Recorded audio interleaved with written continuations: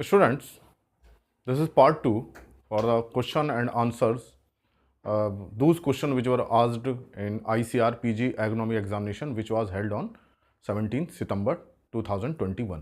तो उसके कुछ क्वेश्चंस मैं अपलोड कर चुका हूँ उनके आंसर्स, और कुछ क्वेश्चंस के लिए आपसे रिक्वेस्ट किया था और काफ़ी बच्चों ने रिस्पॉन्स किया है. And according to this question जो उन्होंने कमेंट बॉक्स में दिए हैं उनको मैं यहाँ एक्सप्लेन कर रहा हूँ उनके आंसर. तो चूंकि ये मेमोरी बेस्ड है, so there is a possibility of error in question and options. तो लैंग्वेज में कुछ चेंज हो सकता है या ऑप्शन में कुछ चेंज हो सकता है, लेकिन हमारे यहाँ बेसिक ऑब्जेक्टिव यह है कि सही आंसर क्या है, क्योंकि जो फ्यूचर में जो एग्ज़ाम होने वाले हैं, जो दूसरे एग्जाम में आप अपियर होंगे फ्यूचर में, उनके लिए आपको कंसेप्ट क्लियरिटी रहे और आपको उनके सही आंसर मिले. तो जिन बच्चों ने पहला पार्ट नहीं देखा उस फर्स्ट पार्ट को देखें, और ये जो क्वेश्चंस हैं आप लोगों ने जो भेजे हैं कमेंट बॉक्स में उसी को ही करेक्ट करके यहाँ मैं उनके आंसर्स दे रहा हूँ. तो एक पिछला जो क्वेश्चन था जो अभी ये बोर्ड पे है, जो हमने फर्स्ट पार्ट में किया था कि ये आरबीडी डिज़ाइन थी and treatment were 4 and replication 6. तो वहाँ कन्फ्यूज़न था कि what was asked and some students inform that कि सर इसमें एसईएम पूछी गई थी, एमएस एरर नहीं पूछा गया था. तो in such type of question जो हमको निकालना है, एसईएम निकालना है, तो इसमें देखिए कि एसईएम निकालने के लिए जो फार्मूला है SEM is equal to under root MS error divided by degree of number of replication. तो यहाँ देखिए ये एमएस एरर कितना है, 8 आया है.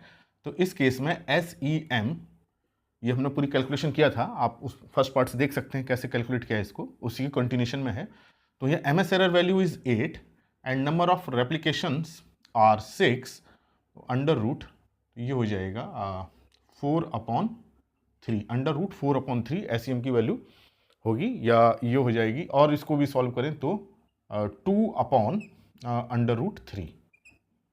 तो इसको इस तरह से कर सकते हैं, और फर्दर इसको किया जा सकता है √3 से √3 कर दें तो इसको हम 2√3 भी इसको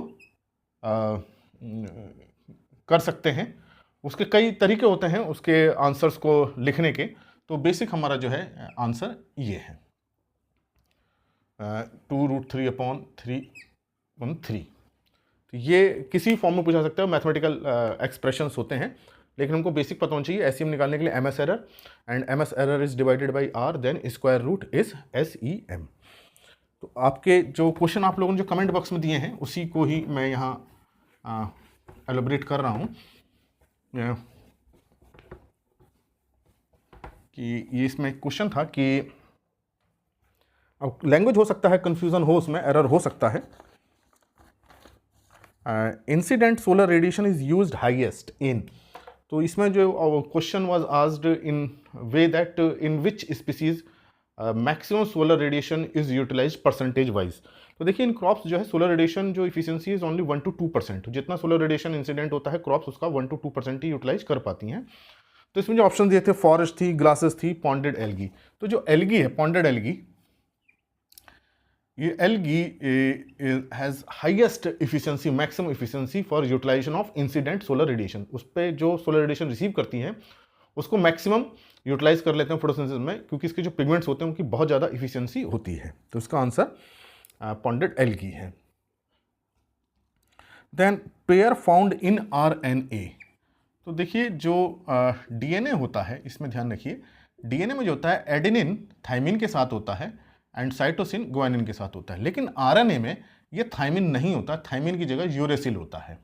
तो यहाँ जो पेयर बनेगा आरएनए में एडेनिन एंड यूरेसिल बनेगा, थाइमिन नहीं बनेगा, इस बात को ध्यान रखना है. देन डेप्थ ऑफ सोइंग इन मेज and semi dwarf wheat respectively. तो देखिए जो मेज की जो सोइंग डेप्थ है 5 to 6 सेंटीमीटर है, और इसमें रिस्पेक्टिवली पूछा गया है, तो जो पहले क्रॉप उसकी पहले आएगी, और जो वीट है उसको हम 3 to 4-5 सेंटीमीटर तक भी हम उसको सोइंग कर सकते हैं. तो मेज के अकॉर्डिंग आप उसको सेलेक्ट कीजिए, क्योंकि मेज का सीड साइज बड़ा है तो उसकी ज़्यादा डेप्थ जा सकती है. तो ये 2.5 से 4 सेंटीमीटर भी हो सकता है, इसमें कम पे भी हम जा सकते हैं, लेकिन मेज के लिए 5 to 6 सेंटीमीटर है. Next question was in C4 plant C3 cycle occur in. तो देखिए जो C3 साइकिल है, केल्विन साइकिल है, अब इसमें लैंग्वेज थोड़ी सी मुझे कंफ्यूजिंग लग रही है। तो देखिए स्ट्रोमा में होता है, ग्रेना में लाइट रिएक्शन होता है, स्ट्रोमा में डार्क रिएक्शन होता है, CO2 फिक्सेशन होता है, CO2 फिक्सेशन होता है इसमें। और C3 जो प्लांट्स हैं उसमें मेसोफिल सेल्स में होता है। And in case of C4 plant this take place in bundle sheath cell, bundle sheath cell. तो अब आप C3 पूछा है तो स्ट्रोमा ऑफ मेसोफिल सेल्स हो जाएगा, अगर C4 पूछा है तो बंडल शीथ सेल्स में होगा। तो यहाँ अगर C3 पूछा गया तो stroma of mesophyll cells. Then match the column था, उसमें पूछे गए थे जो स्टूडेंट्स ने क्वेश्चंस दिए हैं, control weeds and their control. तो जो पार्थेनियम है, पार्थेनियम का है कैसिया तोरा। कैसिया तोरा ये एक प्लांट है, चोकड़ा जिसे बोलते हैं, and this plant is grown to reduce the population of Parthenium. So it is used for the control of Parthenium. Other was Orobanki, ये पैरासाइट है, इसके लिए फ्लाई यूज़ की जाती है, फ्लाई इंसेक्ट है, फाइटोमाइजा, फाइटोमाइजा ये फ्लाई है, ये प्लांट है, ये फ्लाई है, इट इज़ ये जो है ओरोबैंकी को कंट्रोल करती है। Then Lantana camara is controlled by a bug, एक बग है जो सक करता है, और वो bug name is teleonemia, it is a bug. तो ये अलग अलग हैं, देखिए ये फ्लाई है, ये बग है, ये प्लांट है। तो ये पार्थेनियम के कंट्रोल के लिए है, ये ओरोबैंकी के कंट्रोल के लिए, and this one is for control of lantana. Then question was asked minimum, optimum and maximum temperature of, जो क्रॉप्स दी गई हैं। तो इसमें जो ऑप्शन नज़र आ रहा है, तो देखिए wheat crop is grown in winter season, and in winter season temperature कभी भी 30 से ज़्यादा नहीं जाता है नॉर्थ इंडिया में। तो इसमें जो ऑप्शन, जो वीट का जो मैक्सिमम दिया है 30 to 35 degree centigrade, this is not the maximum temperature for wheat, wheat can not survive at this high temperature, so this option is incorrect. तो यहाँ जो है ये रेंज सही टेम्परेचर की नहीं है वीट के लिए। अब क्वेश्चन जो रहा उसके अकॉर्डिंग आप अपना आंसर सेलेक्ट कर सकते हैं। Then India latitudinal position and distance from east to west and north to south. तो देखिए जो लैटिट्यूडनल पोजीशन पूछी गई है इंडिया की, तो अगर हम नॉर्थ में देखें तो 8 degree north to 38 degree north approximate है, and 60 degree east to approximate it is 98 degree east है। ये इसकी लैटिट्यूडनल पोजीशन है इंडिया की, और ये बहुत आप कहीं से भी इसका आंसर मिल सकता है, बहुत ईजिली आप इसके आंसर को चेक कर सकते हैं। Then which one is xerophytic in nature, इसमें 3 ऑप्शन दिए हैं, Pluchea lanceolata, Cyperus area, Phalaris minor. देखिए Phalaris minor is very common weed in wheat crop, तो फेलिस माइनर तो जीरोफिटिक हो ही नहीं सकता क्योंकि गेहूं के साथ उग रहा है, वीट के साथ। Similarly Cyperus species are associated with rice, rice में बहुत है, साइप्रस एरिया वाटर में रहेगा, तो it is not xerophytic. Then Pluchea lanceolata, जो ये ऑप्शन है, Pluchea lanceolata, it is xerophytic and it is medicinal herb, तो ये इसका करेक्ट आंसर है। Then next question was cytosol pH. देखिए साइटोसोल पीएच, जितनी भी पीएच हैं ये सब अधिकतर न्यूट्रल रेंज में होती हैं, तो जो साइटोसोल पीएच है in plants it is about 7.2, 7.3, 7.4 इस रेंज में है। सो पीएच इज 7.4, तो न्यूट्रल रेंज 7 to 8 हम इसको मान सकते हैं। Then solvent dye colour oil is obtained from which crop, तो इसमें देखिए सैफ्लावर दिया है, सनफ्लावर, सोयाबीन, लिनसीड। तो यहाँ देखिए 2 कन्फ्यूजन है, सैफ्लावर, लिनसीड। लेकिन जो मोस्ट कॉमनली जो क्रॉप यूज़ की जा रही है, हम पेंट में जो यूज़ करते हैं, वार्निश में, वो लिनसीड का यूज़ करते हैं, और जो पेंट के सॉल्वेंट बनाते हैं उसमें सैफ्लावर का यूज़ करते हैं। तो अब ये पढ़ना पड़ेगा कि क्वेश्चन में वास्तव में क्या क्या पूछा गया था। लेकिन अगर पेंट में हम जो कमर्शियल यूज़ हो रहा है ऑयल, वो लिनसीड का ऑयल यूज़ होता है, इट इज़ नोन एज अलसी। Then another question was related to the which myco herbicide is used for control of sorghum helipens. Sorghum halepense, Johnson grass. So कौन से माइको हर्बिसाइड यूज करते हैं? So 2 and 3 myco herbicides are used for the control. और उसने क्या option दिया था? Bipolaris is the most common. Bipolaris use किया था। बाइपोलरिस हेलिपेंस है। And another is Colletotrichum. This fungus is also used. Graminicola. अब ये देखना पड़ेगा ऑप्शन में क्या दिया था। मेरे ख्याल से शायद बाइपोलरिस दिया होगा, तो यही मोस्ट सुटेबल आंसर है। एंड एक्स सीरोहीलियम, मैं तीनों लिख दे रहा हूँ ताकि आपको फ्यूचर में भी याद रहेंगे। Exserohilum turcicum and this is Bipolaris halepensis. Sorghum halepensis वाला ही है ये। सोरगम हेलिपेंस के लिए बाइपोलरिस हेलिपेंस। So these three mycoherbicides are used for control Johnson grass, and this is the most common Bipolaris. And another was asked generally slope in furrow irrigation is. तो देखिए furrow irrigation जो हम यूज करते हैं, इसमें देखिए मैक्सिमम स्लोप जो है, maximum is 0.5 and minimum is 0.05%. So slope is 0.05 to 0.5%. So this is the maximum slope and this is the minimum slope. Minimum इसलिए चाहिए होता है कि to drain the water, otherwise पूरा फ्लैट रहेगा तो वाटर ड्रेन नहीं होगा. So a gentle slope is given 0.05% for drainage purpose. तो इसका मतलब स्लोप क्या होना चाहिए? It should be more than 0.05 but less than 0.5%. 0.5% slope बहुत बड़ा स्लोप होता है, पानी बहुत तेजी से बहेगा और इरिगेशन के लिए खेत में फील्ड में रुकेगा नहीं. तो इसका मतलब कि 0.05% से कम होना चाहिए. तो इसमें जो ऑप्शन दिया है 0.25 वाला अगर ऑप्शन दिया है तो then it is correct. 0.25%. It is never more than 0.5%. इसको बात को याद रखें. Then then another was Hirakund Dam. A question was asked, location. So this Hirakund Dam is in Odisha, Sambalpur, Nikat Sambalpur, and it is over river Mahanadi river. And the specialty of this Hirakund Dam is that it is the longest earthen dam in the world. World का सबसे बड़ा earthen dam है ये, Mahanadi river पे बना है. Another question was domestication of sheep was done in. So in case of sheep, domestication was 8700 BC and goat का जो है इसके बाद 7700 BC.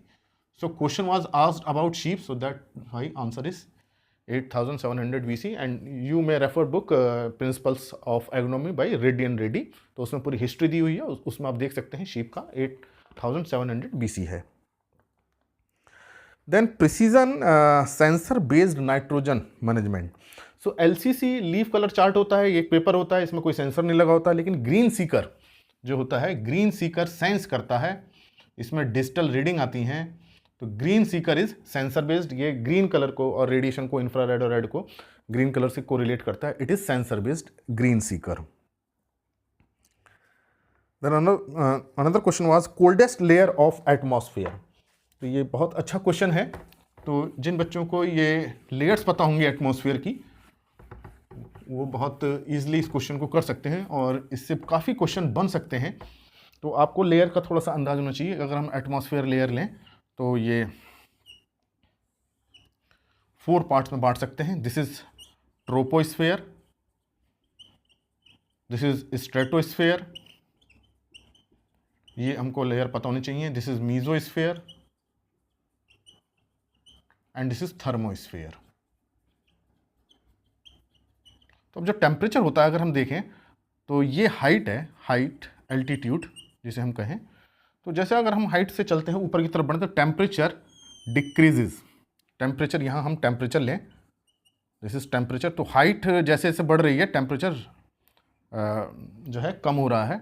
Then it start to increase, then start to decrease, then increase. So this is the way. So यहाँ क्या कर रहा है? Decrease, temperature increase, temperature decrease and this is the temperature increase.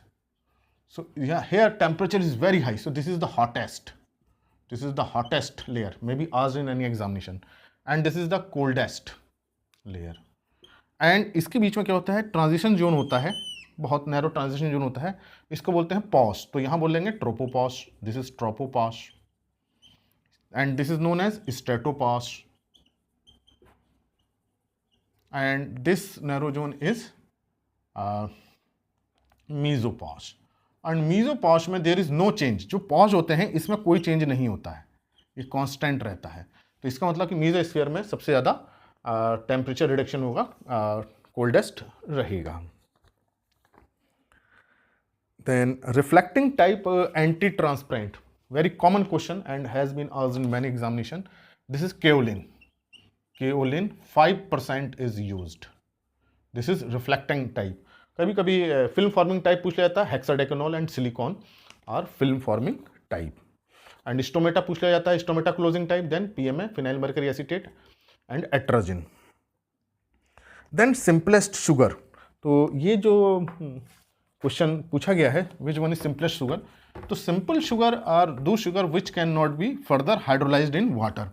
तो अगर हम मोनोमर की बात देखें, मोनोमर के बेसिस पे तो ग्लूकोज है, और अगर हम प्लांट में अगर हम इसका प्रोडक्शन देखें कि प्लांट में जो प्रोड्यूस हो रही है सबसे सिंपल शुगर, वो फास्फोरस ग्लिसरॉल्डिहाइड है and di hydroxy acetone phosphate DHAP है। तो जो स्टेबल प्रोडक्ट बनता है प्लांट में वो फास्फोग्लिसरॉल्डिहाइड है, तो ये सिंपल शुगर में है।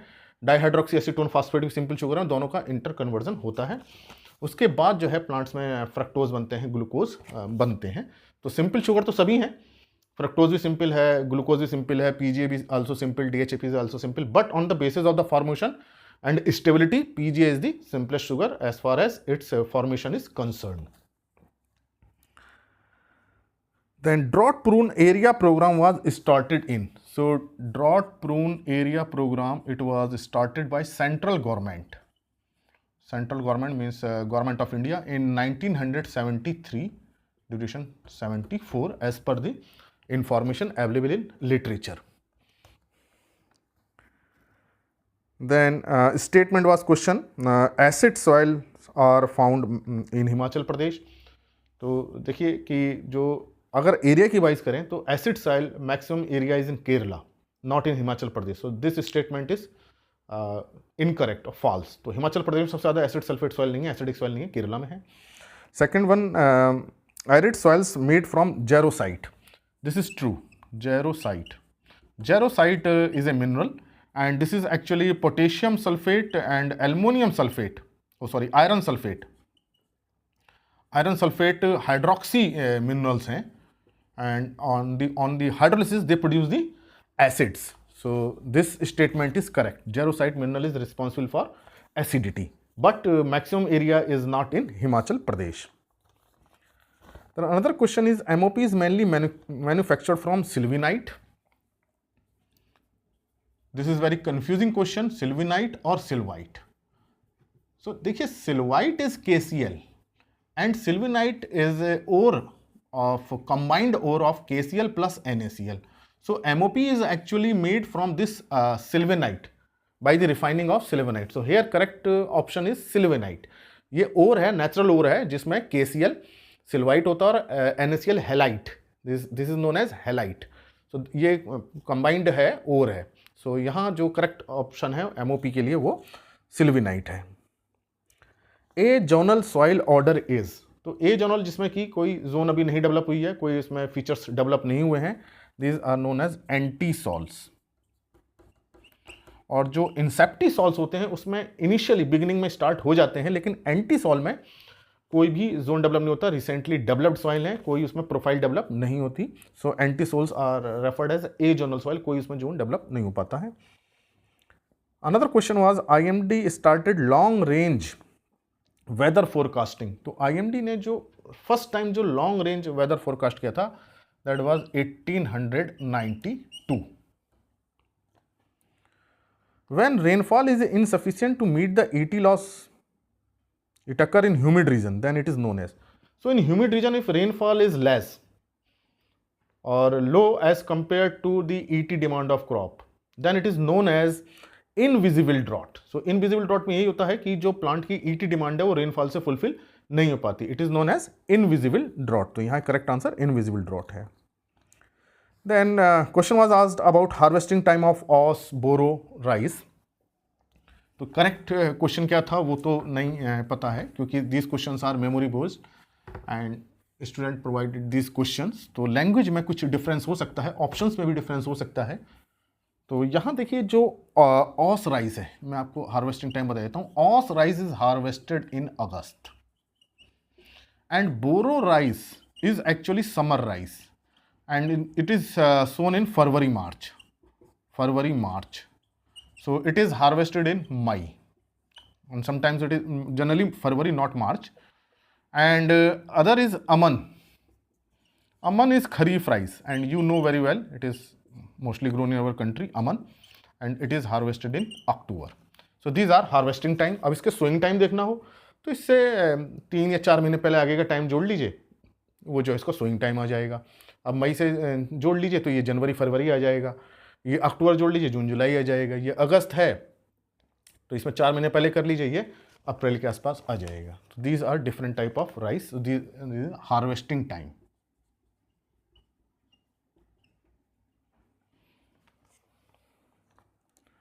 तो अब आप समझ गए होंगे कि ये कौन कौन सा, इस ऑस को जो है ऑटम राइस भी कहते हैं, और ये अमन जो है खरीफ राइस है, और ये बोरो जो है समर राइस है। तो आप इसको इससे भी मैच कर सकते हैं। Then water requirement was asked, rice, cotton, maize, pea, wheat. तो in such type of question match the option according to their water requirement. No need to remember the what is exact water requirement की 700 mm और 800 mm, इसको हमें याद करने की जरूरत नहीं है। हमको याद रखना चाहिए कि किस क्रॉप की कितनी वाटर रिक्वायरमेंट होती है as compared to other crops. So rice maximum, then cotton, then maize. ET is high, so water requirement is more as compared to wheat. So approximate almost same है, maize का 500 to 600 mm है, and in case of wheat it is 400 to 500 mm, and least is in P.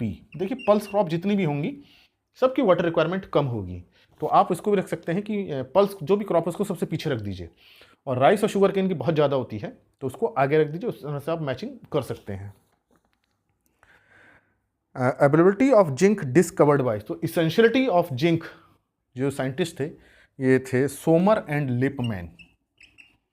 Somer and Lipman established the essentiality of zinc in plant, and they also established the essentiality of copper.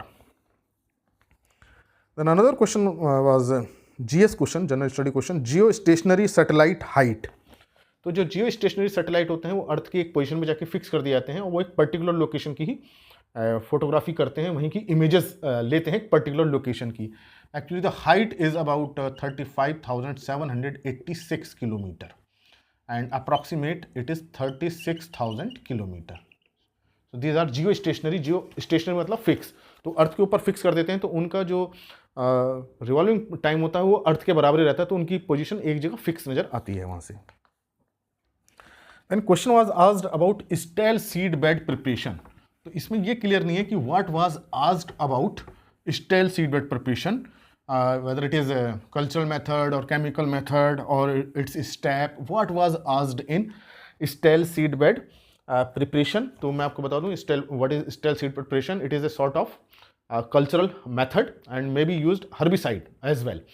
तो इसमें हम क्या करते हैं, we allowed to grow the weeds.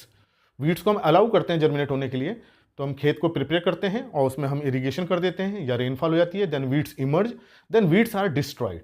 तो या तो हम कल्टीवेटर चला दें, या उसमें हम हैरो चला दें, या उसमें हम हर्बिसाइड से उसको खत्म कर दें। तो हर्बिसाइड को अवॉइड करते हैं क्योंकि केमिकल लोड सॉइल में बढ़ता है, तो जनरली हम फिर से हैरो चलाते हैं ताकि वीड्स उसमें दब जाएं। So this is stale seed bed preparation. अब क्या पूछा गया था, अकॉर्डिंगली आप इसमें सेलेक्ट कर सकते हैं। तो field preparation, then irrigation, weeds are allowed to emerge, then weeds are destroyed either by mechanical method और बाय केमिकल मेथड। ये स्टेल सीड बेड प्रिपरेशन का तरीका है। Then another question was Bombay Land Development Act was passed in. So it was passed in 1942. Bombay Land Development Act. Then another was a statement question. Sun is black body. Sun is black body. So first, know what is black body. Black body are those body which absorb all the radiation. उस पर जो भी radiation डाला था सारा absorb कर लेती हैं, and because of this total absorption उसमें कोई रिफ्लेक्टेंस नहीं होता है. ये कोई एक बॉडी है और उसमें हम कोई रेडिएशन डाल रहे हैं तो नेचुरली क्या होता है, कुछ रिफ्लेक्ट कर जाता है, कुछ एब्जॉर्ब कर जाता है और कुछ इसको ट्रांसमिट कर जाता है. लेकिन in case of black body all the radiation is absorb inside the body. There is no reflectance, no emission. उसमें कोई भी पार नहीं करेगा, ट्रांसमिट नहीं करेगा. That's why it looks like black.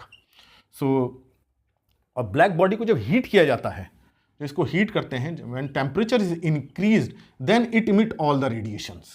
So this is the property of black body that it absorb and emit all the radiation. So sun emits all the radiation. So that's why it may be considered as a black body. It emits all the radiation on increasing temperature, and temperature at outer surface of sun is about 6000 K, 6000 Kelvin. So it emits all the radiation. So that's why we consider sun as a black body, because it is emitting all type of radiation at high temperature. Then sun emit and absorb all the radiation. Since it is considered as a black body, that's why it emit and absorb all the radiation. हालांकि emit करता है, sun emit करता है high temperature से, लेकिन since it act as a black body, so on cooling it can absorb all the radiation. So यहाँ जो है दोनों स्टेटमेंट ट्रू हैं, अगर ये लैंग्वेज इस तरह की दी गई है. तो अगर लैंग्वेज चेंज है तो फिर उसमें ट्रू फॉल्स चेंज हो जाएगा. Then scientific name of green gram. Green gram scientific name is vigna radiata. याद रखिए, vigna radiata is moong bean and vigna mungo, ध्यान रखिए, it is very confusion. Vigna mungo is उर्द बीन. लग रहा है कि मुंगो मूंग होगा, लेकिन मूंग नहीं है, मुंगो इज उर्द bean. Then match the column. Instruments पूछे थे कि इंस्ट्रूमेंट किस काम आते हैं, तो मैचिंग में थे क्वेश्चंस. तो अब ये एग्जैक्ट इंस्ट्रूमेंट दिए हैं, लेकिन उसमें ये नहीं पता चल पा रहा है कि क्या मेजरमेंट पूछा था या क्या पूछा था. तो IRGA, infrared gas analyzer, actually it measures CO2 concentration. So that's why it is used for to measure photosynthesis, how much photosynthesis is taking place. So it is used for CO2 fixation rate. IRGA, infrared gas analyzer. Then porometer. Actually porometer is related with the porosity, porous, how much material is porous. But here porometer is used to stomatal conductance or resistance, or stomatal resistance. So it actually it can be utilized to know the transpiration rate. So how much transpiration is taking place can be measured by porometer. Then planimeter. Planimeter is used for area, for measurement of area. So leaf area can be measured by this planimeter. Another question was statement based. Nickel is important for urease enzyme. So this is true. Nickel is part of urease enzyme. That's why it is a component of urease enzyme. That's why it is considered as essential. Essentiality का इसका कारण ही यही है कि ये urease enzyme का component है. अगर ये नहीं होगा तो यूरेज एंजाइम नहीं बनेगा, इसकी कोई एक्टिविटी नहीं होगी. And it break down urea into ammonia and CO2. तो जो यूरेज एंजाइम है ये यूरिया पे एक्ट करता है, and then this urea is converted into ammonia and CO2. So here both the statements are true. Then relationship between test weight and temperature in wheat seed. तो देखिए जो test wait है, मतलब जो grain का जो वेट है और टेम्परेचर का रिलेशन व्हीट में पूछा है, व्हीट सीड में. एंड इफ टेम्परेचर देखिए इंक्रीज करता है, if temperature increases then respiration rate increases. When respiration increases then food present inside the plant और inside the seed is exhaust. तो उस केस में क्या होगा, जब रेस्पिरेशन इंक्रीज करेगा तो वेट क्या हो जाएगा, decreases. So this is the concept, this is the relation between weight and temperature. तो किसी भी अगर हम पे सीड रखा हुआ है 15 डिग्री सेंटीग्रेड पे, मान लीजिए कुछ हमारे पास सीड है 15 डिग्री सेंटीग्रेड पे, इनका कुछ वेट है, मान लीजिए 100 ग्राम है, और इसको हम टेम्परेचर बढ़ा के अगर हम 40 डिग्री सेंटीग्रेड कर दें तो यहाँ देखिए रेस्पिरेशन रेट विल इंक्रीज, तो ये लेस देन 100 ग्राम हो जाएगा. तो इफेक्ट क्या होता है टेम्परेचर का, टेस्ट वेट पे, मतलब 1000 सीड वेट टेस्ट वेट कहा जा रहा है, इसका मतलब कि 1000 सीड वेट की बात की जा रही है कि जो 1000 सीड वेट का इम्पैक्ट पे क्या इम्पैक्ट होगा टेम्परेचर का, तो 1000 सीड वेट विल डिक्रीज, तो negative relation is there. Drip irrigation is most suitable for, तो ये देखिए जो ड्रिप इरीगेशन है अगर क्रॉप में देखें तो वाइडली स्पेस्ड क्रॉप के लिए सही है, और अगर सॉइल टाइप के लिए देखें तो सैलाइन सॉइल के लिए सही है ये। In case of saline soil, it is good because in saline soil, what is the problem? Osmotic pressure of water is very high, OP, and because of this, this water is not available to plant. It is tightly held by ions or salt. तो इतना tightly held रहता है salt से कि osmotic pressure बढ़ जाता है और रूट्स को अवेलेबल नहीं होता। अगर हम ड्रिप इरीगेशन लगा दें यहाँ, तो ड्रिप से क्या होगा, पानी water is available in root zone and it decreases the osmotic potential and then water is available to plant roots. So that's why drip irrigation is suitable for saline soil because it reduces osmotic pressure by continuous flow of water. Then another question was crop growth period in the area having rainfall 600 to 750 mm in dry farming. तो जो dry farming है, in case of dry farming rainfall is less than 750 mm और इसमें range दिया 600 to 750 mm, then in this area जो crop growth length is about 75 days, less than 75 days, 75 days के आसपास जो है इसमें क्रॉप ग्रोथ पीरियड रहता है if rainfall is less than 750 mm in dry farming. So these were some question which were provided by students. So thank you very much for those students who provided these question in comment box.